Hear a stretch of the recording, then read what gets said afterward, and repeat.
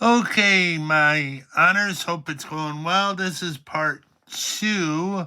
Homework will be listed in this part, so I hope you pay attention.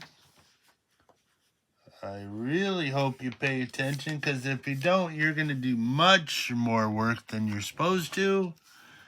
So, what would the graph of this be? Well, you have first power. When they're on the same side, you're adding and subtracting, so that would be our line. Should be able to recognize that.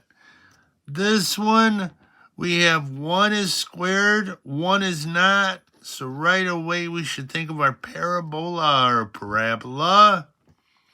Then, oh my goodness, I see absolute value. Soon as you see absolute value for the class, you should think of angle.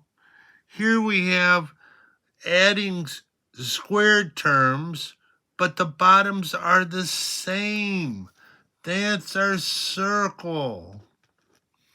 If the bottoms are different, but we're adding squares, that's our ellipse. Oh my goodness, different squares, that's our hyperbola. Yay! Do these next 5 on your own. Right now, go ahead, do them. Well, you can do these too since we're on the screen, I guess. But do them, hurry, freeze the video, do them, and then turn me on. So this would be a line. No squares. Same side you're adding or subtracting. Here we have 1 squared, 1 not squared. That's our parabola. Oh my goodness. We should know that by now. Then this one. We have square plus square and same. So that would be our circle.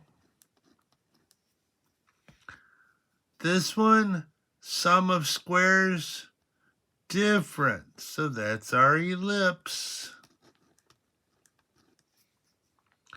This one is a hyperbola.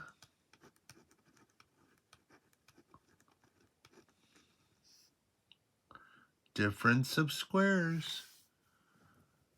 Can you figure out those? Those are tricky because they're in standard form, so they're written out a lot of terms. So wait a minute. Got one of my bandages stuck. There, I'm okay. So we have square plus square, different coefficients. That's our ellipse. And here we have square plus square, same coefficients. So that's our circle.